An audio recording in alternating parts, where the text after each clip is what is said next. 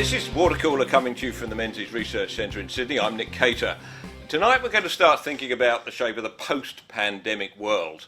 And I want to talk about innovation and its enemies. The people and nations that will survive these challenging times will be those who are prepared to take risks, to find new and better ways to do things. And yet we live in a world that's particularly risk-averse, as I wrote in my column on Tuesday, particularly when it comes to innovation. Tonight I'll be talking to Bella Debrera of the IPA about the culture in our universities and why these so-called progressive institutions seem so opposed to progress. We'll be discussing how innovation has been helping governments control the spread of COVID-19 with Victor Dominello, the New South Wales Minister for Customer Service. I like that title. He'll be telling me about how the government's focus on digital service delivery gave them a head start in tracing the spread of the virus and communicating with those who have it.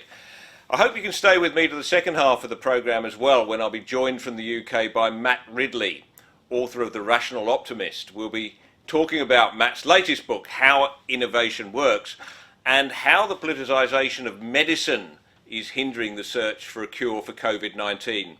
Here's a taste of what he had to say in an interview I recorded earlier. Yeah, I'm afraid there's a phenomenon out there, which is that if Donald Trump was in favour of something, then everyone else has to be against it, which, as a rule of thumb, may have some validity, but it doesn't help when, of course, he might be right about something. I am concerned by just how political all these discussions are. Why can't we have a straightforward conversation about, does this drug work? But first to COVID-19 and the economic question. We've seen the national accounts figures today. We know that they're pretty frightening. But what do they actually mean? With me once again is Andrew Stone to help explain these things. Andrew, welcome back to Watercooler. Thanks, Nick. Pleasure to be here. Now, the figures aren't great, I suppose, to put it mildly, but how much can we read into them at this stage? Well, I guess, Nick, I find myself in a strange position for an economist that I don't think it's a useful exercise even to be particularly looking at the details of these figures. There are really two things that stand out to me at the current juncture in relation to our policy response to the Wuhan virus and what's going on with the economy.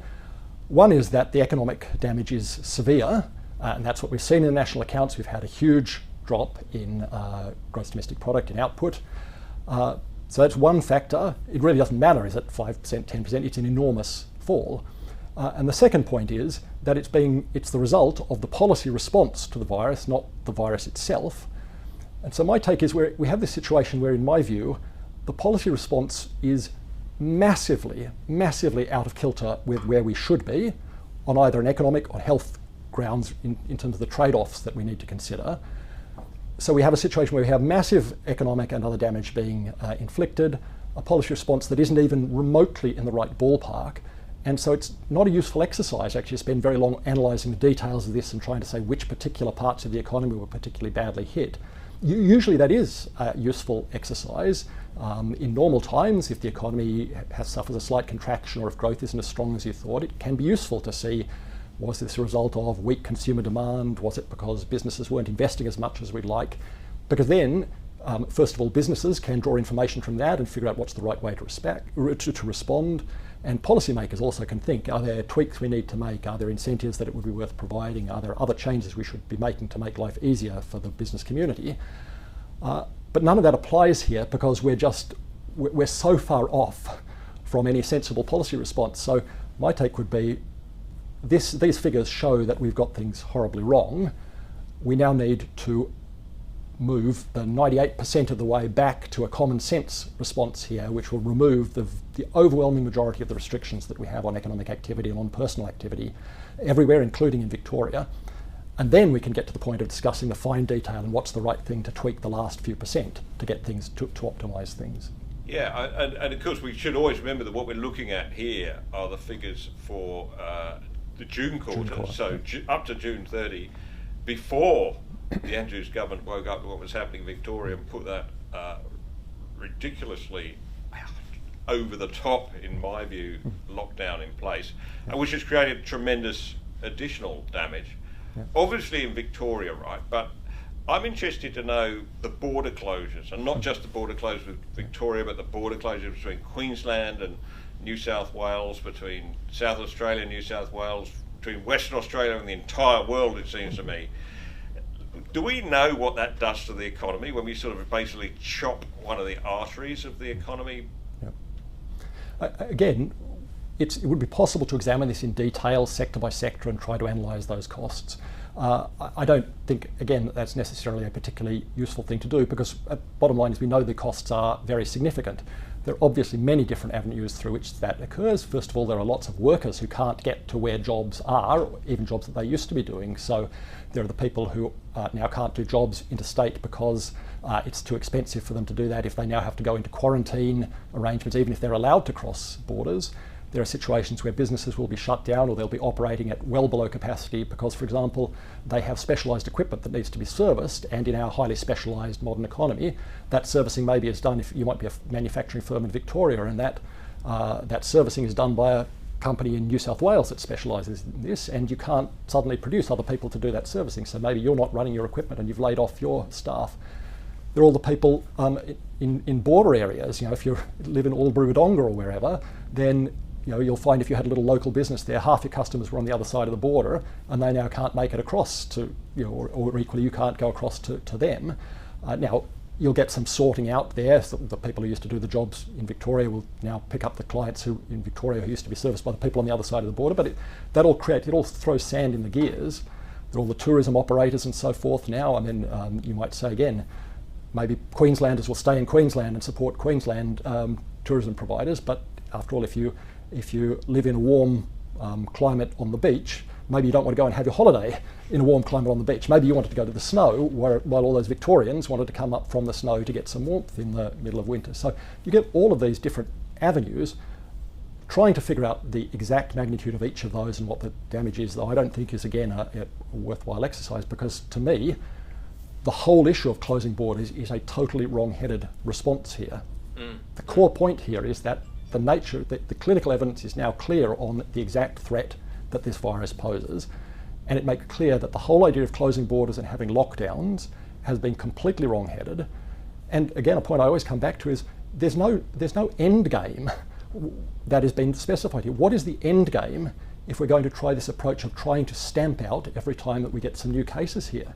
Are we going to have a situation where for 10 years we're not going to have overseas travel? Are we going to have situations where every time half a dozen cases occur in a state, we shut the borders with that state? That's not a long-term tenable proposition. And you might say it's long-term tenable if we were talking about something like the bubonic plague, but we're not.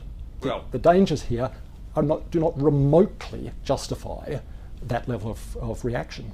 Well, let's push that point, and let me force you to take on the really hard-headed economic approach, which I know isn't you. You're naturally not a man who looks at things through such a lens, but we talk about the economic, the value of a life, and economists sit down and calculate this, and they say, well, the value of a life of somebody, say 85, is less than the value of a life of somebody aged 20, and because they're not, they've got fewer years ahead of them and fewer productive years and so forth. But we do have to make those calculations, don't we, as between, say, the bubonic, between the Spanish flu, which tended to kill people, in their younger years, often soldiers returning home, between that and today's. There's surely a difference that we have to factor in when we make the trade-offs between public health and the economy. There is a difference, and it absolutely has to be factored in by policymakers, and it's something that policymakers actually do every single day in the normal course of their policymaking. After all, when people are making decisions about what drugs go on the pharmaceutical benefits scheme, or about which particular treatments will be subsidised under Medicare or whatever, they are exactly making these sorts of trade-offs between which is the most effective treatment, how many people will it affect, how many years of productive life do they have left.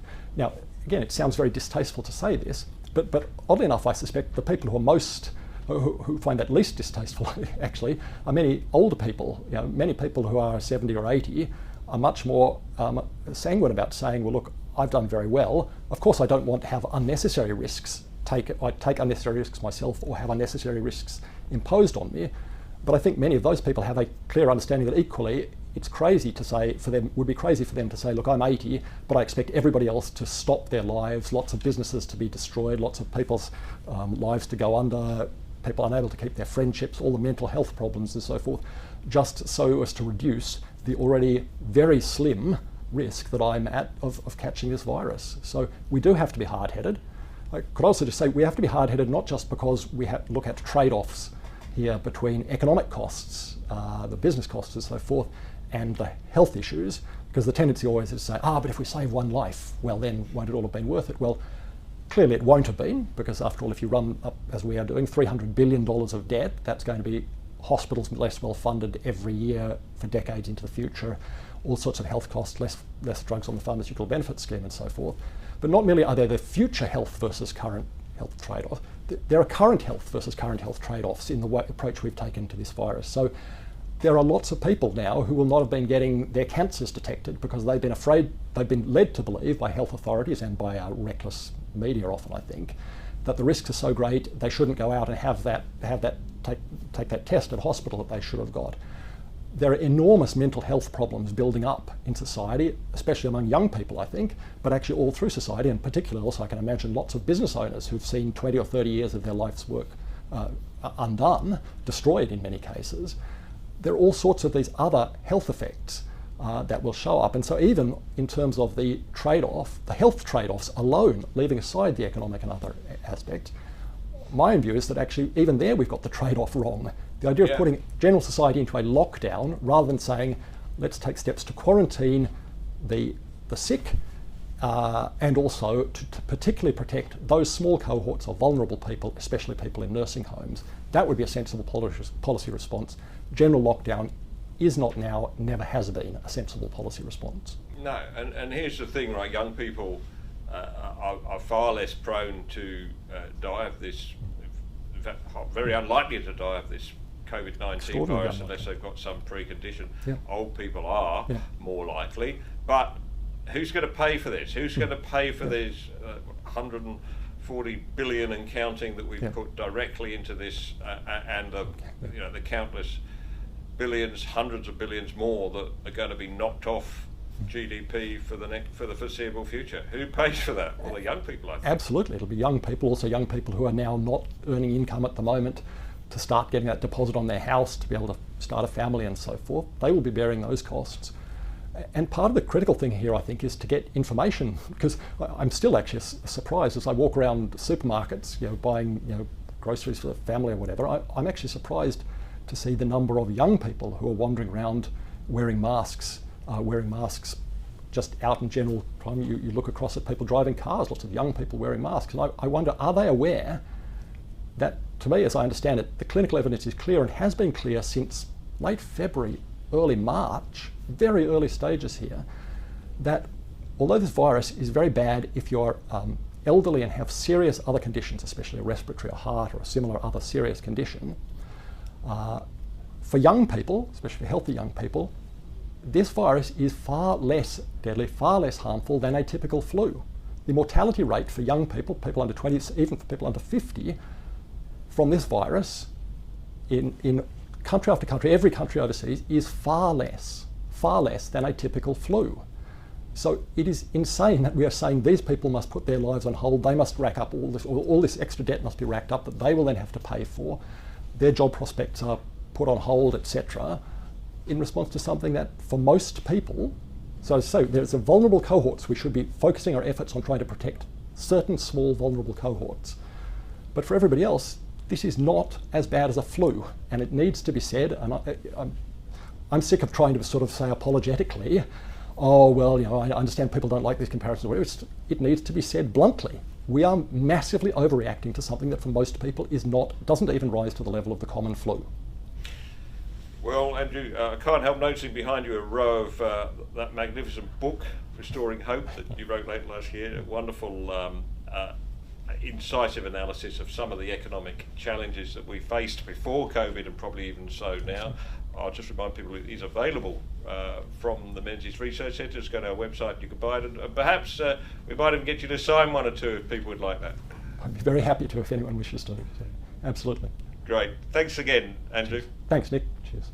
Last week we heard from Dan Hannan, who spoke a bit about how many of the trends we see today, Black Lives Matter, this increasing tribalism in the United States, It comes from this postmodernist sludge that's emerged from our universities. Have a listen to a bit of what he had to say. Actually, a much better word for them would be pre-modernist, because they are reverting to the pre-Enlightenment idea that what counts is not whether something is objectively true or can be empirically proved, but what counts is whether you like the person saying it, whether they are from an approved category. And it's a terrifying thing how quickly we can strip away the reason, the logic, the scientific method, all of those rational processes that made the Enlightenment and made the modern world possible. Well, to continue that theme today, I'm delighted to welcome Bella de Brera from the IPA. She runs the Foundation for Western Civilization program and very closely been thinking about some of these same issues. Welcome, Bella, to Watercooler. Thank you so much for having me on today. I always find it a frightening thing to say that we're moving away from the Enlightenment, the very thing that gave us science, progress, social progress, technological progress. We're moving away from that. Do you think that's an overreaction? No, I think we're really going backwards, and we're going backwards at quite a pace, and quite a terrifying pace. Certainly in the last 6 months, I think we've seen the total collapse of the idea of rule of law and reason and scientific fact, the total rejection of scientific fact by people who should know better, by the ruling class, and it's a very unsettling experience to be watching it as it happens, and I think you and I both speak out about it as much as we can in the media, but it is very disturbing, and of course you can't talk about what's going on with the ruling class without talking about what's going on in universities, but we'll get to that later. Yeah, well, to what extent do you think some of the unpleasant trends, shall I say, or unhelpful trends, to put it mildly, we're witnessing now come out of the universities? Oh, look, I think you can really connect the two. There's just no doubt that the humanities in the Western world have completely lost their way, and it's been becoming painfully obvious in the recent months. The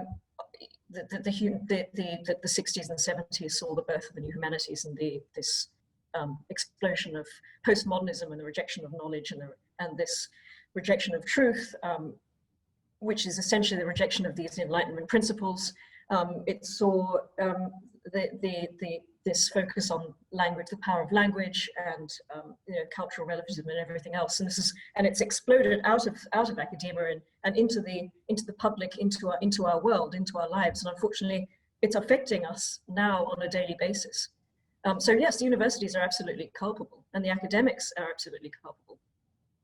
One example that struck me as a complete rejection of the principles of the Enlightenment, the principles of empiricism, is how we're seeing this big argument now over, whether certain medicines would be a cure or would help, control the disease if people get infected. Now, I would have thought it'd be nice if we could actually look at the facts surrounding this, but instead we're locked into a debate about who said what. And if Donald Trump recommends or suggests there might be some promise in a particular medicine, immediately it's rejected out of hand by the other side, right?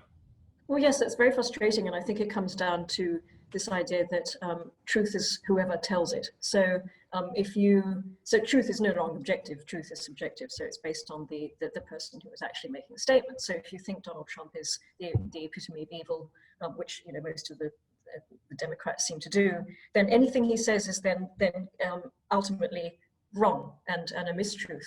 And this is the problem isn't it, with making truth so objective. And it's also interesting, if you look at the whole Black Lives Matter thing, and these comments about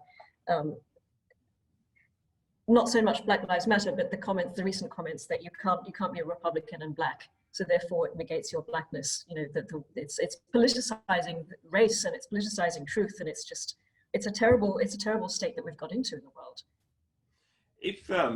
I'm sure if our civics teaching was a little bit better in schools and universities, people might be more aware of the way we're trampling on many of the values and the traditions and the institutions which have served us so well. Do you think that's right?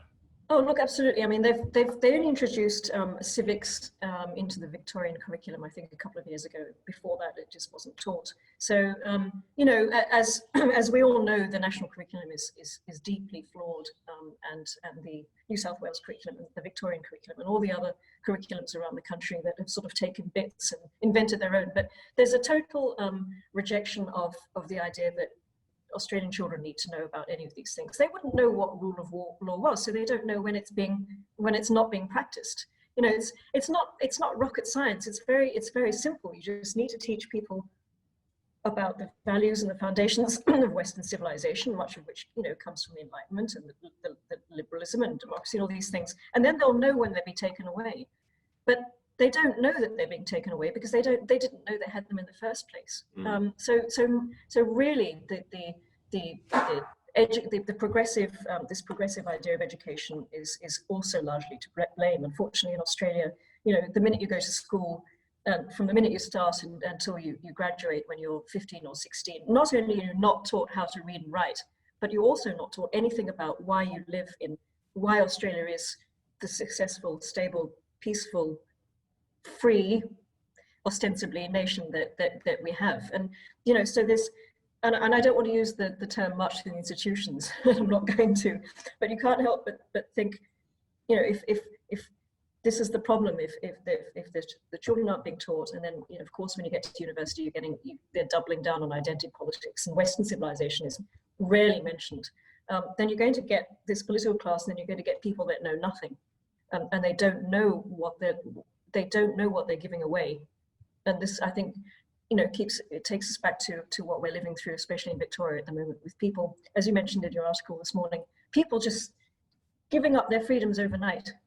That's what I find extraordinary, the willingness of people to do it. And I suspect it's partly because they don't know what they are.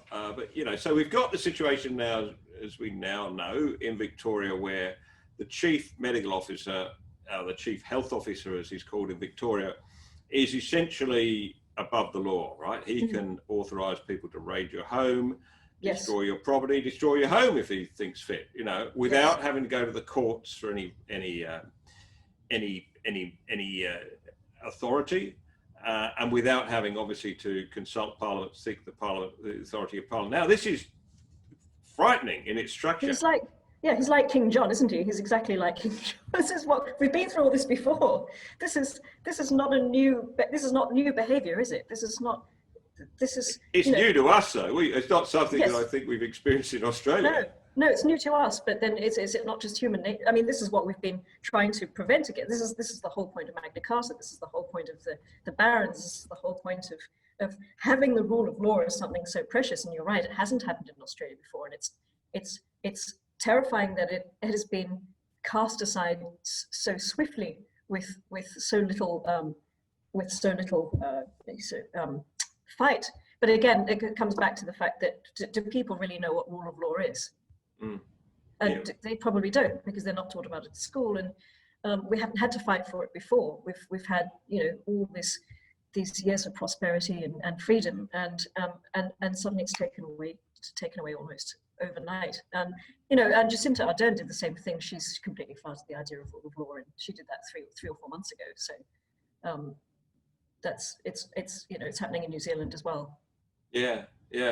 And this is why I think it's wrong just to say, well, this is all Dan Andrews and his awful government. I mean, whatever you think about them, a Victorian Parliament at some stage must have passed this emergency legislation, which he's now using, with these provisions in, and thought, oh, that's okay, that'll be all right. Yes, yeah, it's not just Dan Andrews. All the politicians are complicit, aren't they?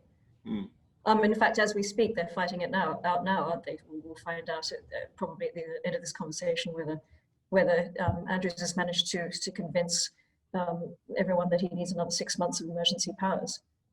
Again, putting himself above the law. Yeah, well, just going back to where we started, the universities, the institutions more than any other, I think, and I think you may agree, are responsible for this complete change in direction. What happens to them next? I mean, their business model's in a bit of trouble, but will that cause? Are they rescuable?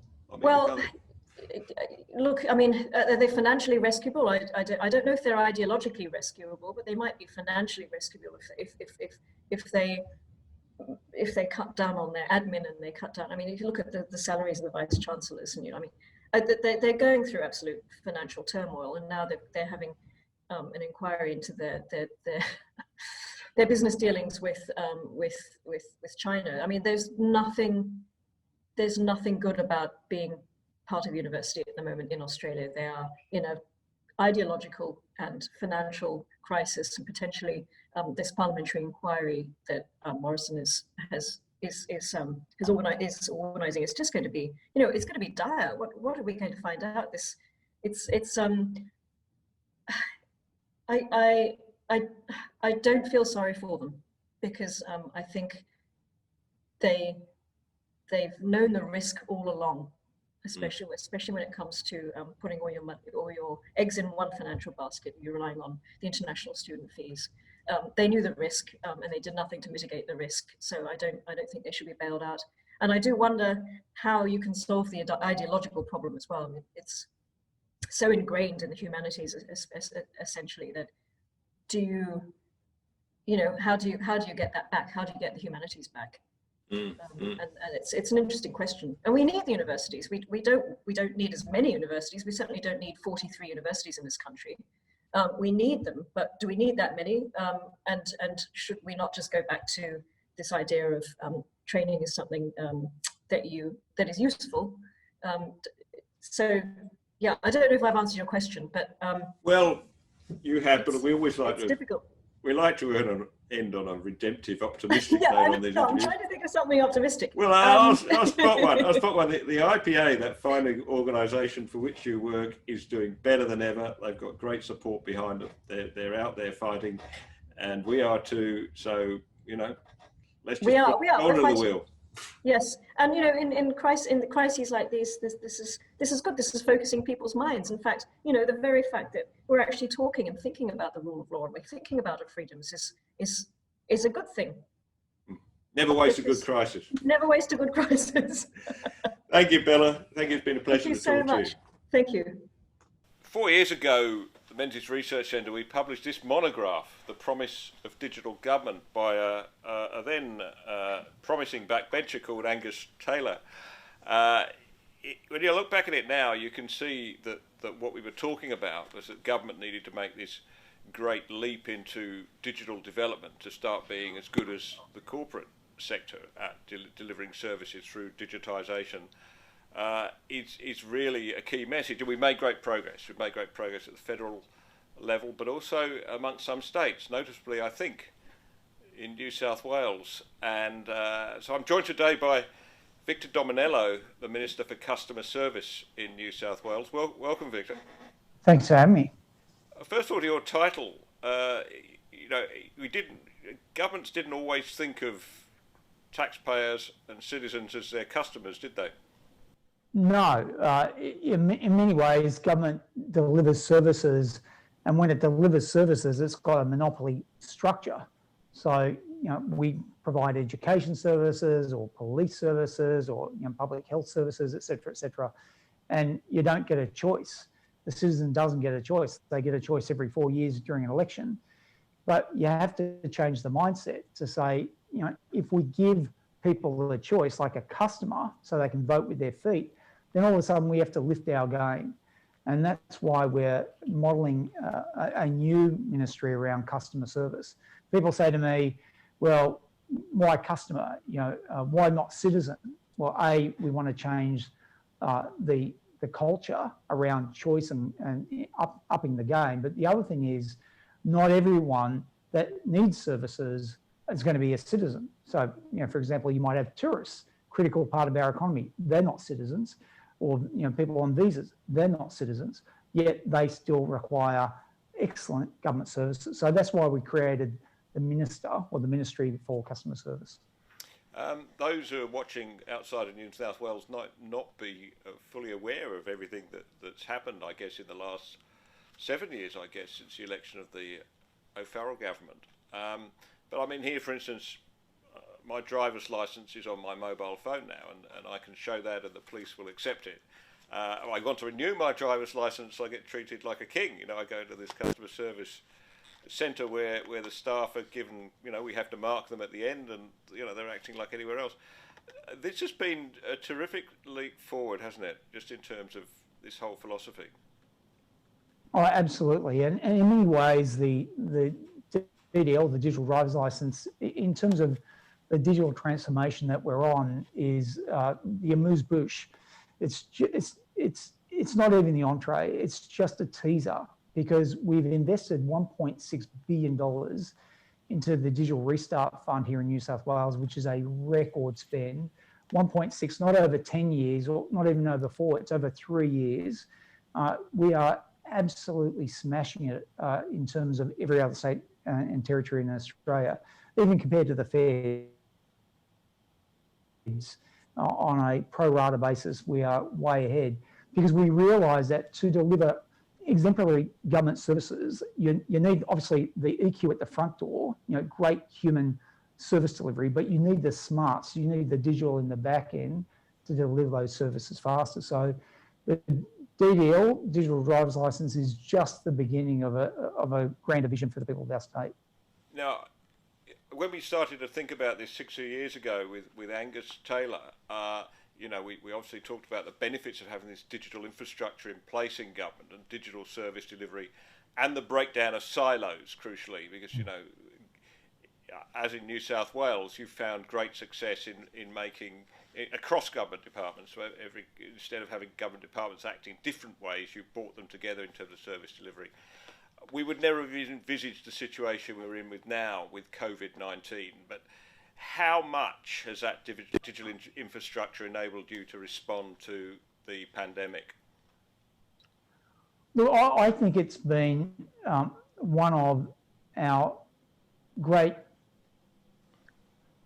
tools, if you will, to help us respond to the pandemic. And again, the pandemic's still got a while to play out yet, so I don't want to second guess what happens tomorrow and the next month, but I feel confident that we've got the digital infrastructure to help us build resilience in relation to a COVID response. Now, what do I mean by that? When things are changing all the time. So when there was a Victorian outbreak, prior to the outbreak, we thought generally across Australia, things were getting under control. Next thing you know, there's an outbreak. How did we have to respond to that? Well, we had to quickly set up controls around the border, around the Murray.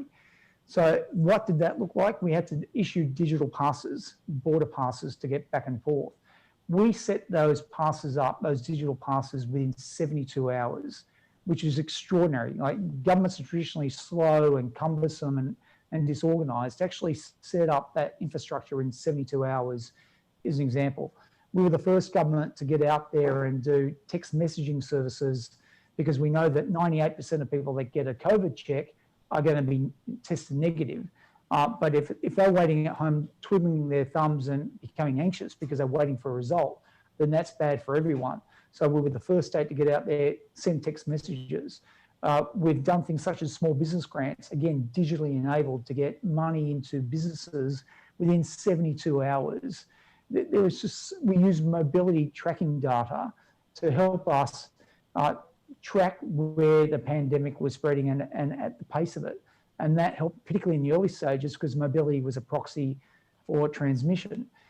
So these are all things that we've got as part of our armoury here in Team New South Wales to help us respond in a laser-like way to the pandemic. Now, again, something could happen tomorrow or the next month or the month after that, but we have definitely got a digital infrastructure here that helps us fight this damn thing called COVID.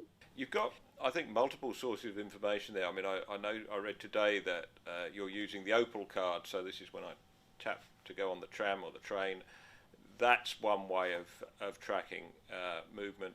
And I think it's fantastic, but inevitably I think people will ask questions about how much government surveillance is going on of individuals. Can you put their minds at rest? Absolutely. It's like everything we do has to have privacy baked into the design element. And we've got a privacy commissioner here. And as we're rolling out more and more digital products, privacy is at the forefront. So for me, I can build any digital product. The technology exists pretty much. We put a man on the moon 50 years ago. We've got the technology is not the barrier. It's in terms of digital products through government service delivery channels. It's about trust. And how do you build trust? It's for me, it's a three-legged stool of privacy, security, transparency wrapped around with ethics. And as long as you bake that in, you can build any digital product you like. And as we're rolling out more and more digital services, that has to be paramount. And one of the big things for me moving forward, particularly as the world is sort of schisming now into autocracies and into liberal democracies, and the pandemic has really started to enliven that debate, which governments or which societal structures work better. For me, liberal democracy, freedom of thought, freedom of expression, freedom of movement, all these things that are critical to us, privacy is so central to that. So we have to guard it. But we need to make sure that it's built into all digital service delivery. It's no use having privacy and not having world-class health services that are attached to digital products. You need to do both. And I think those trade-offs you sometimes have to make seem stark here. I mean, do we want a government like, say, Victoria, in which the police have granted extraordinary powers under the Chief Health Officer, or would we prefer, if we can, use all the technology available to keep the virus under control and allow us to go about our own business? I think most people will opt for the second, even if if there is a lot of data about us out there. Oh, absolutely. And look at South Korea. With South Korea and Taiwan, for example, they've had a warm-up because of MERS and SARS. So they've already got into a default position where, they now, it's a pandemic. Before it was MERS and SARS, they put on their masks, they do their hand hygiene, all of these things. This is the first time we've had to deal with this. So we're training ourselves for the first time. They know that there will be more, how shall we say, surveillance, but I don't like using that word because it's not in a strict sense of the word, but an understanding of movement for the protection of the people. But they also know that at the end of the pandemic period, that stops, as it should in a liberal democracy. So we need to understand that, if we want to keep jobs open in a safe way, we need to make sure that when we do see the virus, we can hammer it down really quickly. We just can't say, we just can't do a whack-a-mole approach with a blindfold, because that means a lockdown for everybody, which is terrible for everybody. So we need to be very focused. And I think if we bring the public along in that journey, we have the Privacy Commissioner overseeing everything, then we build the trust, and then we can get through this wretched pandemic with as little scars as possible.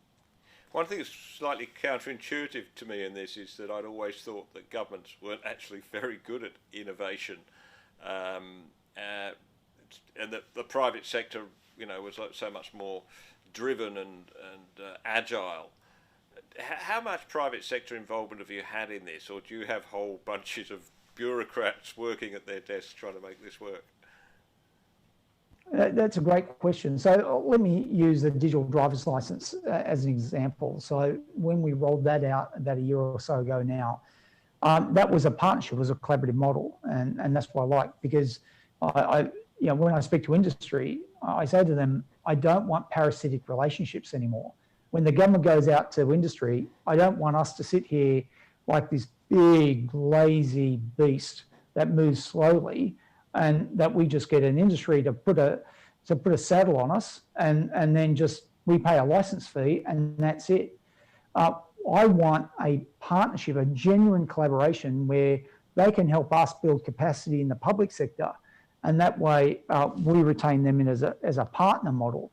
And that way, because we built more capacity, then we can be more ambitious in our aspirations and go back to the private sector and say, hey, you thought the last project was exciting, what about this one? And that's what we did with the digital driver's license. We partnered with the private sector to help build capacity in the public sector. So we had people in the department going across, working with them and vice versa to build the digital driver's license. That's the type of collaboration that government needs to have a deeper relationship with industry to make sure that we move in an agile way. I can now proudly say that we've got to the point now that we're doing things such as Service New South Wales or digital twin or a whole lot of other things where the private sector looks at us and say, wow, you're ahead of us. And that's not a bad place to be. It's pretty hard, but it's not a bad place to be.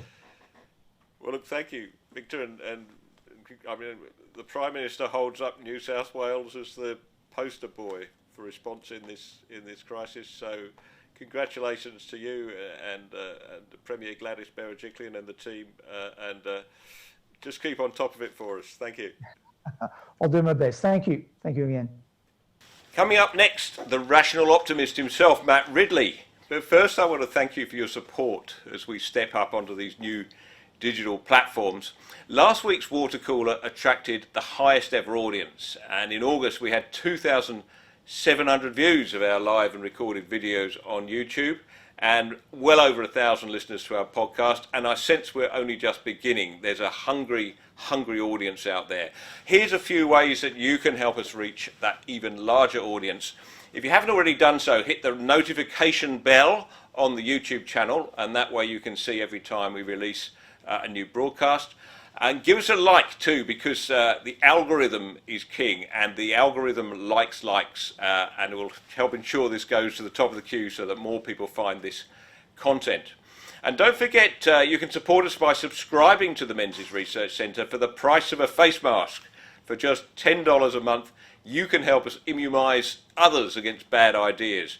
To find out more, go to www.menziesrc.org. And now to our final guest for the evening. My next guest is a Conservative peer in the House of Lords, a zoologist, and an expert in the mating system of the common pheasant. But I'll be asking him about none of those things today. He's better known for his work as a journalist and author of 7 books, the most recent of which, Why Innovation Works, gave me my excuse for looking to invite him to join us today. I first discovered Matt Ridley's work when I came across his book, The Rational Optimist, published 10 years ago, in which he made the persuasive, if somewhat unfashionable case that the world is not going to hell in a handcart. Quite the contrary. For most people, most countries, most of the time, whether rich or poor, there's never been a better time to live on this planet. Matt Ridley joins us today from Northumberland in northeast England. Matt, welcome to Watercooler. Thank you so much. Great to be on your show. Matt, can I put a statement to you that I heard, and you tell me what's wrong with this. I was in one of those endless sort of round table meetings recently, and somebody got up and said, look, the government has to invest more in the innovation sector. Now, I can see 2 things wrong with that sentence. What about you? Well, government's really bad at innovation. Not only does it fail to innovate within government itself, when you think about the institutions of government, they've changed very little over the years, but also when it does set out to stimulate innovation, it quite often picks losers rather than winners, because it tends to fund whoever has its ear rather than paying attention to what is going to work or what the market wants. There's a very nice sort of parable of this dating way back to 1903, when the government heavily funded a first aeroplane. It was by a guy called Samuel Langley. He got a huge grant from the US government. He did the whole thing in secret. He built it. It was a very large machine. He launched it. It flew 20 feet and flopped into the water. 10 days later, 2 bicycle mechanics from Ohio, who'd done it entirely on their own, but learning from every experiment that had ever been done with gliders and other devices around the world, gradually and incrementally had put together something that did work. So that was a nice parable of what happens when government tries to do innovation and the private sector beats it at it. Now, of course, given that government pours money into science and technology, it would be surprising if it didn't sometimes come up with innovations that we can use, like GPS and sat-nav and things like that. It came out of government programs. But does it get good value for money by supporting innovation? On the whole, government doesn't. No. Oh, and I think the other thing that's wrong with that sentence for me, that sentiment, is that to talk of an innovation sector sounds rather strange to me. It seems to me that every smart business is innovating all the time. Your local coffee shop is innovating if they want to keep in business. That's right. And I think what government often means by the innovation sector tends to end up meaning universities. In other words, there is this general view that innovation starts in academic institutions, spills out into the commercial world gradually, and that it's all about spin-off from academic research. Actually, while that does happen, it's surprisingly rare. It's just as often, if not more often, true that what happens is industry tinkers and changes the way it does things, whether it's using less material in a drinks can, or tweaking with a video game or something like that. These kind of innovations are happening all the time in the commercial world, and often academics get involved to explain what's going on. So, the people who designed the steam engine eventually had to come up with a science of thermodynamics to find out what they'd done. It's something similar in the dye industry and the chemical industry. The people who developed vaccines had no idea about the immune system for hundreds of years before it was understood. So the idea that you have to start with academic research is also a big mistake that government often makes. The other thing in your book, which came across quite strongly, was how much better a free market system is for innovation. And this goes back for me to something you covered in your previous book, The Evolution of Almost Everything, when you made the point, that the free market is evolutionary, that things happen in an evolutionary manner, whereas a centrally planned economy is playing God. Explain that. Yeah, well, in the end, what socialists and other central planners are trying to do is be creationist. They're saying, look, if there's one person in charge, the world will be an ordered and organized and well-organized place, and we will get the results. So let's put one person in charge of making sure everybody in London has enough lunch tomorrow. Okay, this is an example taken from Frederick Bastiat, who talked about how to feed a city like Paris. And if there's one person in charge of feeding Londoners lunch tomorrow, there are 10 million people in London every day, not at the moment maybe, but in a normal conditions, there are 10 million people eating lunch every day. How on earth do we make sure there's enough food in the right place and at the right time? And the answer is that if there was a London lunch commissioner, it would be catastrophic. He would make the wrong decisions, he would not have enough information, he would not know what people wanted. Whereas the market system evolves a solution to this problem by continually doing trial and error, by some cafe ordering a little more avocado and a little less smoked salmon one day, and then realizing they made a mistake and learning from it, and maybe going bust if they make a big mistake and somebody else taking over their market. That's what I mean by evolution. It's a form of natural selection, and we are still far too creationist in the way we look at the real world. When we look at the natural world, we now say all this beautiful structure and order and pattern that you see in a rainforest or something like that didn't come about because one bloke was in charge. When we look at the human world, we still seem to make this mistake of thinking that it only works if somebody's in charge. Yeah, let's pursue this point about the evolutionary process of innovation, and that there comes a natural point in which the new innovation is ready for use. I think this is something we have to take note of when we're talking about energy. Around the world, I think the British government is committed to zero emissions by 2050. A lot of Western governments are. The Australian government is holding back from that position, and wisely so, because unless I've missed something, we do not have the innovation yet which could allow us to get to that position without totally shutting down our economy and going back to living caves. So what are the dangers of putting targets like that, hoping somehow that the evolution of technology will work fast enough, but not actually knowing?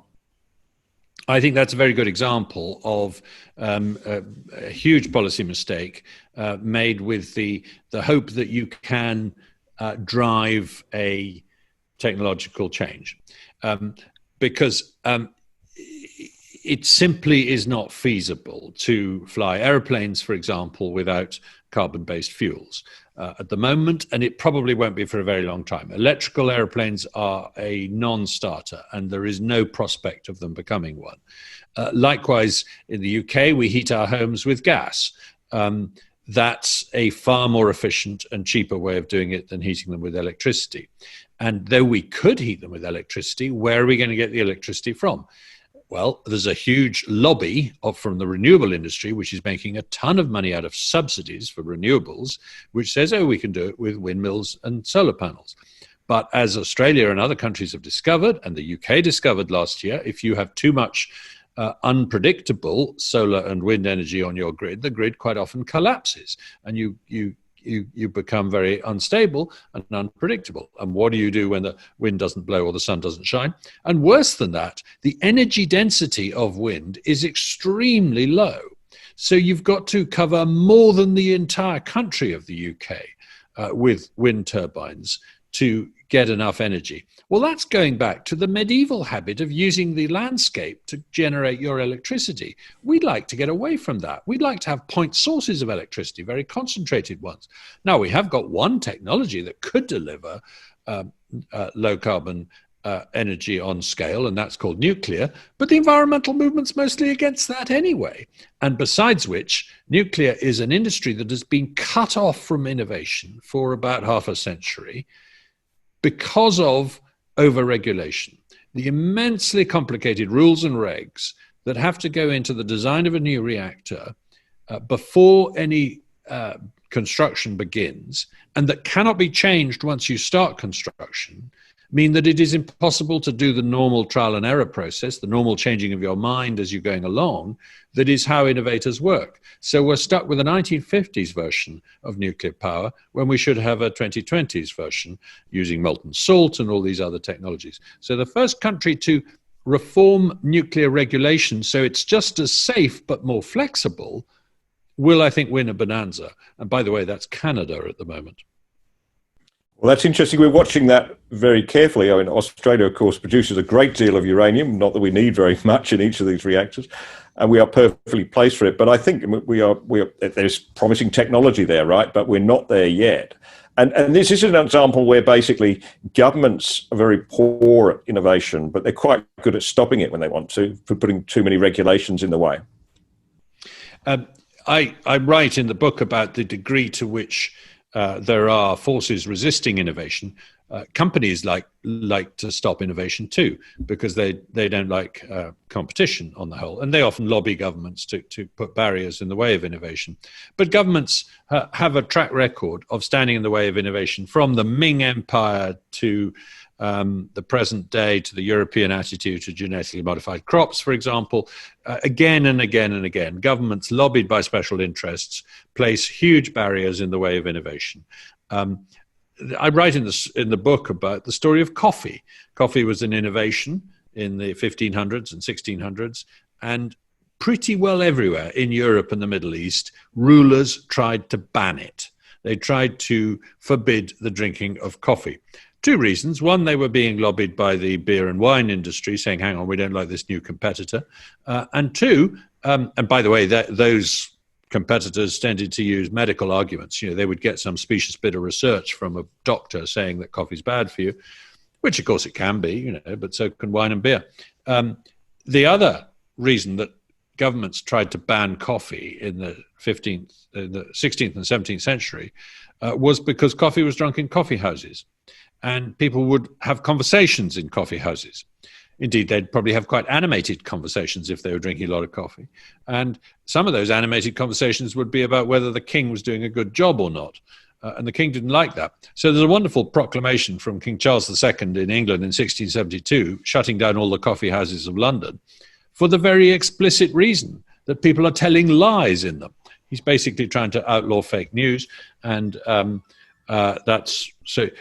And you know, that we can laugh about that. We can say, you know, that was 400 years ago.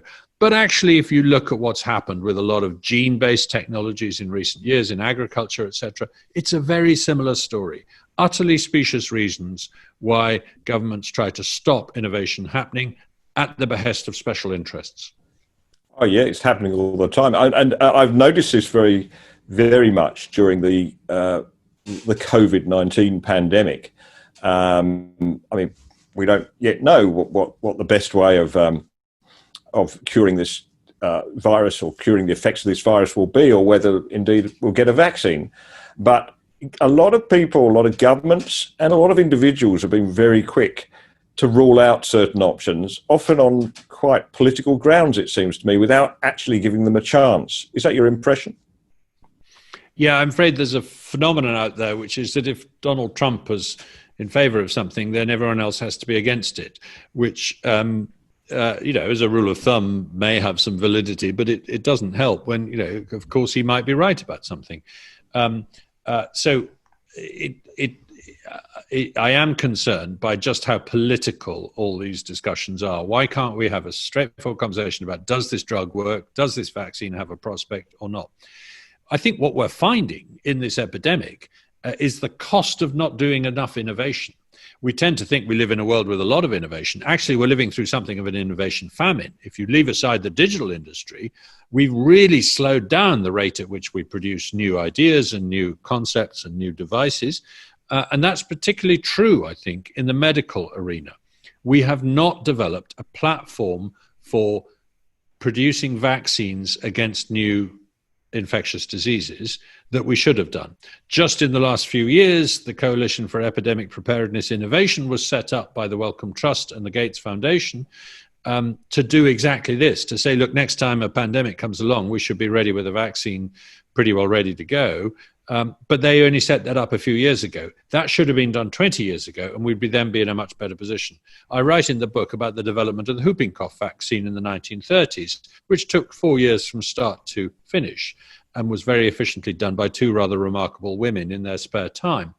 That would be quite good going even today in terms of developing a vaccine. So we have neglected the development of vaccines, the development of medical devices. It takes up to 70 months to get approval for a new medical device, including diagnostic devices for testing for viruses, for example, which is far too long. And the consequence of that is that entrepreneurs have gone off and developed video games instead of medical devices. You've already talked about the importance of search engines, but there came a point where search engines started to individualize searches. So, my neighbor might Google BP and get environmental threat. I think this is an example you have in your book, whereas I, as a good capitalist, might Google BP and I get investment opportunity. So, correct. But the consequence of this surely is that we live in two different search bubbles, that I could call up just about any of the real hot button issues now and end up with a completely different 5 pages of things to go to on Google than somebody who's perhaps a little bit more progressive. Yeah, I think this is right, that the personalization of search and social media has driven us into filter bubbles and echo chambers that reinforce our prejudices, that polarize political views in a way that we didn't see coming. And I certainly didn't see it coming. I was a utopian optimist about the internet. I thought it was going to be marvelous. We were all going to see each other's point of view. We would all share all information freely. Well, it hasn't turned out like that. And it does seem like social media in particular is a polarizing technology, which radio was in its early days too. It played a very large part in the rise of the dictators in the 1920s, 1930s. So there are worrying parallels there, that we have to tame this technology. And indeed, you could argue that printing was equally a polarizing technology in the 1500s. Martin Luther was the most successful printing innovator. He was by far the best-selling author of the time. And what was he doing? He was driving people into opposition to the Catholic Church and ending and causing centuries of religious warfare. Now, you can say, rightly so, that the Catholic Church was ripe for a bit of challenge, but it does worry me that these new communication technologies, when they're in their youth, seem to have a habit of making the world a nastier place for a while. We have to get through this and get to the other side. I don't want to disinvent social media, and I think it's wonderful that, people can have friends all over the world and not be isolated or lonely like they would have been in rural villages in the past, say. But there are downsides to some of these technologies as well. Yeah, we always like to end on a redemptive note here, and I guess we're heading towards that. There are very, very many good things to digital technology and the internet. We're demonstrating one right now, and people have all learned to do Zoom now. It was a word that wasn't in people's vocabulary 6 months ago, and everybody does it all the time now, all the other video platforms. And that's a technology that's been around a bit, but it's just coming into its own. So coming out of this crisis, we're going to have a much, much more educated population when it comes to IT, and that's surely got to lead to some great advances. I do agree with that. I think what's happened is we've reached some sort of critical mass where you can now assume that your chum in Australia is geared up to do Zoom in a way that you couldn't a year ago. And I mean, I remember, I'd never used Teams. I don't think I'd ever used Zoom before the pandemic. I'd used Skype, but the video conferencing technologies have come to the point where once it's a bit like email. When email came along in the early 1990s, I was an early adopter, but nobody else seemed to have email. It was just a few academics I knew. And so I actually gave up email. I said, there's no point in having this. I can't communicate with most of the people I want to communicate with. I'll go back to the fax machine. But then there came a point when everybody did have email, and then it was really useful. So I think we've reached the point where video conferencing is now available. And I mean, I'm talking to you in Australia. I've talked to people in Ecuador. I've talked to people in the United States during the period when I've been launching my book. Much as I love Australia, it's a very long way to get there and have a real event there. So I suspect it'll be a lot easier to do a lot more of this. While travel is great, I think there will be differences in the world following this. We've now discovered how easy it is to have meetings all around the world, face-to-face, real-time, with a big audience, but without the hassle of airport check-in, security, long flight, hotel, taxi, all that stuff. And just to give your book a sly plug here, Matt, I mean, one great innovation for me is the audio book. It was brilliant that you brought out an audio book as soon as you brought out the written book, because that, I'm afraid to say, is how I read most of my books these days. Me too. So thank you for that. I read more audio now than I read on and it's interesting. The publishers didn't make much talk about audio 10 years ago. Now it's a very big part of what they produce. It's a big chunk of their sales. It's very important that the author reads his own book. I had to go into my linen closet to make a makeshift soundproof room to do it in. It took 4 days. I loved reading it. It was fascinating. I made a hell of a lot of mistakes and had to reread sentences and things. But it's been fun doing it. And as you say, it reaches a big audience that way. Yeah, well, the point you make is right. We share a publisher, HarperCollins, and when my book came out in 2013, I said, what about an audio book? And they said, are you kidding? But now I think really? In that time, and I still haven't done it, maybe one day. But Matt, thank you very much. Your book is available with HarperCollins, and it's available, of course, on Kindle, another great modern innovation. It's been great talking to you, and thank you very much for what you're contributing to this very fraught debate on science. Well, Nick, I'm really grateful to you for the chance to talk, and thanks so much for having me on. Matt Ridley, he's got a lot more to say. Incidentally, that's all we could fit in tonight, but you can watch the full interview. It'll be up on YouTube, hopefully by the morning, and we'll be putting that out as a podcast, just as we did last week's interview with Dan Hannan, and so you can listen to it too, and by the weekend we'll have a transcript up. These interviews are so important. We don't want to give any excuse for people to miss them. Thank you so much for watching again. To those who subscribe to the Menzies Research Centre, thank you. To those who press the notification bell, thank you too. We love this. We love to see people appreciating this content. And thanks too to the production team here, to Will Jeffries, our producer, to Sam Horton, Samantha Horton, I should say, our editor, and to Susan Ewan, our executive producer, and from me, Nick Cater. Thank you for watching, and look forward to presenting another edition of Watercooler on Wednesday, 7:30 next week.